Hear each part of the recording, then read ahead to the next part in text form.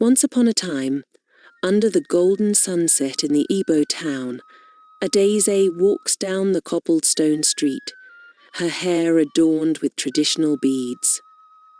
At a local market, her eyes meet Chuka's for the first time. Their gaze lingers.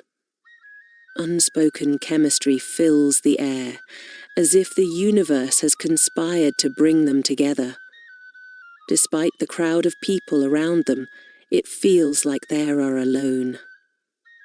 The ancient rhythms of the market blend with their modern longing, as destiny takes its first step.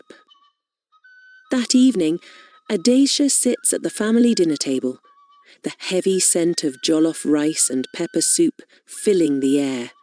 Her father, Obi, speaks sternly about the old ways, emphasizing the importance of family loyalty. Adaeze feels her heart race. Little does her father know, the rival family of Chukas has been an enemy for generations. Betrayal runs deep in their blood. Adaeze's love for Chuka would be a danger to everything she's known. In the shadow of a moonlit night, Adaeze and Chuka meet secretly by the riverside. Their whispers echo over the still water as they confess their love, the weight of the world pressing down on them. Chuka holds Adaeze's hand, promising that, no matter the cost, they will be together. But Adaeze knows their love is forbidden, a love that could destroy everything. Their hearts beat in defiance of tradition. Adaeze's mother, Ngozi, sits by the fire in the living room, the flickering flames casting shadows on the walls. She warns her daughter of the dangers of their love. The traditional Igbo way is strict. The past can never be erased. Adaeze listens, her heart heavy with the truth. She knows her family's honor is at stake. But as she looks at the portrait of her ancestors on the wall, a part of her longs to follow her heart. In the heart of the marketplace, Chuka's brother Ezichi confronts Adaeze. He accuses her of dishonoring their families by falling in love with Chuka. His eyes are filled with contempt. "Your love is a curse," he spits. Adaeze stands frozen, the weight of his words sinking into her soul. She knows that this moment could mean the end of everything. Her family's wrath, the destruction of her love, and the beginning of a feud that could tear them apart. In the darkness of night, Ifoma, Adaeze's best friend, approaches her with news that could change everything. She has learned of a plot by Adaeze to betray both families, using their love to destroy them. "You have to run away," Ifoma urges. But Adaeze knows that fleeing would mean abandoning her life, her family, and everything she holds dear. The future is uncertain, but one thing is clear. The path ahead is filled with danger. The day arrives when Adaeze is set to marry a wealthy suitor, as arranged by her father. The traditional ceremony is grand, with rich fabrics, music, and a procession of family and friends. Adaeze walks down the aisle, but her heart is not with the man beside her. Her thoughts drift to Chuka. As her father beams with pride, Adaeze searches the crowd, hoping, praying, to catch a glimpse of the only man she truly loves.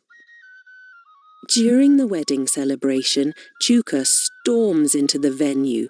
Pushing past the guest, he calls out Adaeze's name, his voice filled with raw emotion. "You belong to me, Adaeze," he shouts. The room falls silent. The tension is palpable as Adaeze stands frozen, torn between duty and love. Obi, her father, steps forward, furious. "This disgrace will not be tolerated," he declares, his eyes burning with anger. Obi, in a fit of rage, orders his men to find Chuka and bring him to justice. "This betrayal will not go unpunished," he yells. As Adaeze looks on, her heart aches. The love she shares with Chuka has ignited a war between families, a war that could destroy everything. She pleads with her father, but his mind is made up. Adaeze realizes that the price of love might be more than she can bear. In the dead of night, with only the stars to guide them, Adaeze and Chuka flee together. The sounds of the village fade into the distance as they make their way to freedom. But as they cross the borders of their hometown, Adaeze knows that nothing will ever be the same. Betrayed by blood, bound by love, and haunted by the consequences of their actions, they step into an uncertain future. Adaeze and Chuka find refuge in a hidden safe house, deep in the hills, away from their families. The small room is decorated with traditional Igbo items, woven mats, clay pots, and ancestral figurines. As they sit by the dim light of an oil lamp, their hands clasped tightly, Adaeze whispers her fears. "Will we ever be free?" she asks. Chuka gazes into her eyes and replies, "We will fight for this love, no matter the cost." Despite the uncertainty ahead, they are resolute in their bond. Back in the village, Izuki uncovers the couple's hiding place and calls Obi with malicious intent. "Your daughter and Chuka have run away. They've shamed you," he sneers. Obi listens, his face darkening with rage. He slams the phone down, his voice a dangerous whisper. "This cannot stand. I will bring them back or destroy them." The spark of vengeance ignites in Obi's heart as the threads of betrayal slowly unravel. In the market square, whispers of Adaeze's disappearance spread like wildfire. Villagers gossip in hushed tones, shaking their heads in disapproval. "The daughter of Obi, running off with Chuka? It's a disgrace." Some point fingers, others gossip behind closed doors. Adaeze's reputation begins to deteriorate as the scandal consumes the village. The weight of their disapproval presses down on her, as she is no longer seen as the daughter of a prominent family, but as a betrayer. The mounting pressure becomes unbearable for Adaeze. Sitting beside Chuka by the riverside, she makes a painful decision. "We can't run forever," she says softly, her voice trembling. "For the sake of our families and the people we love, we must part ways." Chuka, hurt but understanding, pleads with her. "I can't lose you," he says desperately. But Adaeze's heart is torn. She turns away, her tears blending with the rushing water below, knowing that their love will now be a distant memory. Ifeoma, Adaeze's confidant, arrives at the safe house with troubling news. "Your father has heard of your hiding place. He is preparing to send his men after you," she warns, fear in her eyes. Adaeze's expression hardens. "I can't go back," she whispers, "but I can't run forever either." Ifeoma places a reassuring hand on Adaeze's shoulder. "You must make your choice now, Adaeze. Do you fight for your love, or do you give in to your father's will?" The weight of the decision presses heavily on Adaeze's heart. Obi's men arrive in full force, armed and determined. They fan out, searching the nearby woods and village for any trace of Adaeze and Chuka. The sound of boots on dirt fills the air as the men close in. Chuka, watching from the window of their hideout, whispers, "They are close." Adaeze grips his hand tightly. The time to flee has passed, and the danger is now at their doorstep. The couple looks at each other, knowing that their lives are forever changed. With nowhere to run, Adaeze and Chuka make the decision to confront their families.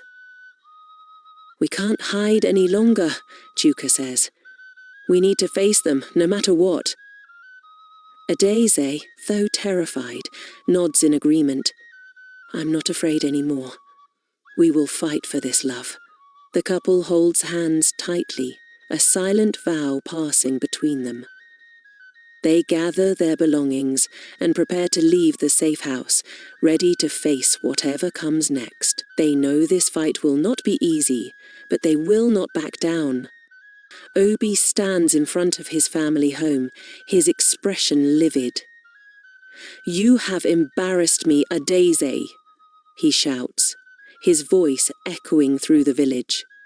Adaeze stands tall, unflinching in the face of her father's wrath.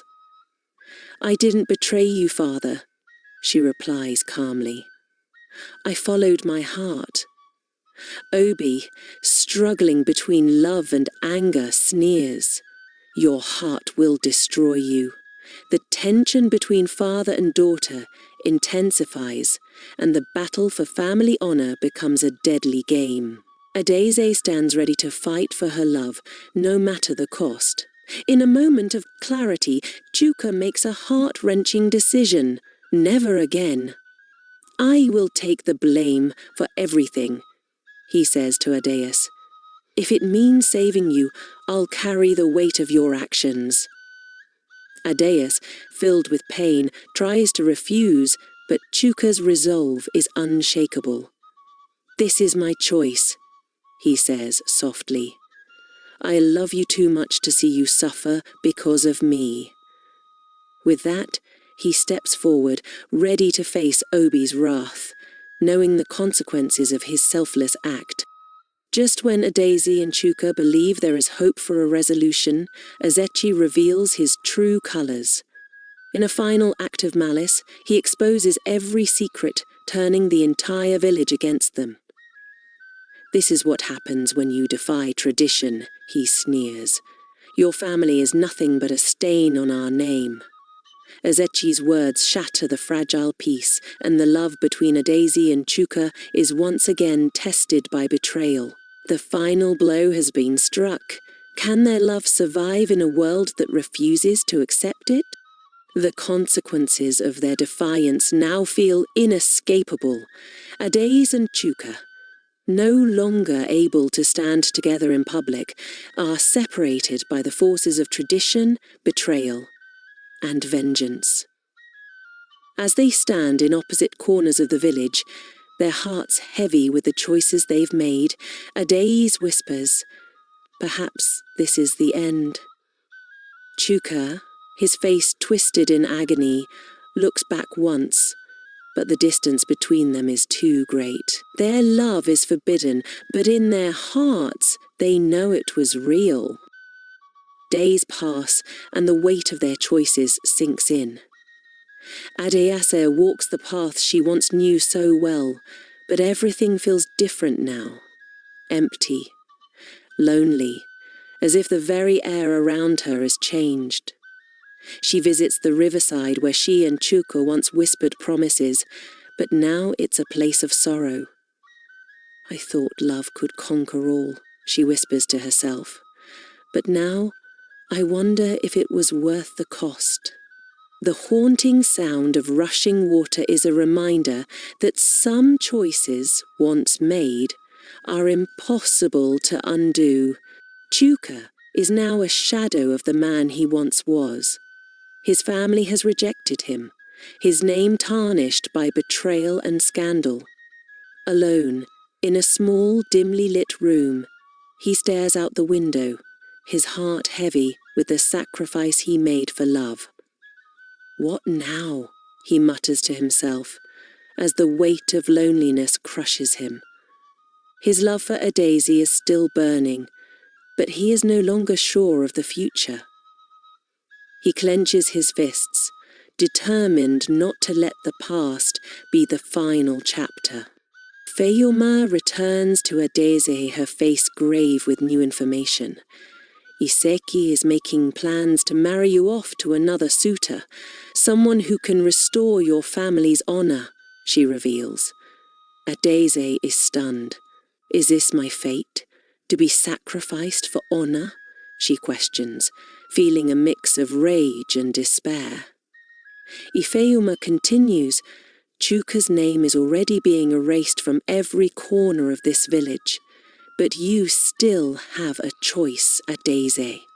You can fight for your love or be bound by this new fate. Late at night, Adaeze receives a message from Chuka. I'm not giving up on us. Meet me where we first met. The words are simple, but filled with hope. Adaeze's heart stirs with emotion. She wants to believe that love can triumph, but the road ahead is still filled with shadows. She stands before her family portrait, wondering if she has the courage to defy them all for a love that could lead to ruin. Under the cover of darkness, Adaeze and Chuka meet once more. The air is thick with tension as they face each other in the very market where their love first began. We can't run any more, Chuka says, his voice hoarse with emotion. Adaeze, and her face a mix of defiance and sorrow, replies, Then we fight. Their love, once forbidden, is now the catalyst for their rebellion. They know the cost will be high, but they are ready to face whatever consequences come. Ezechi, aware of the lovers' defiance, arrives with a group of villagers.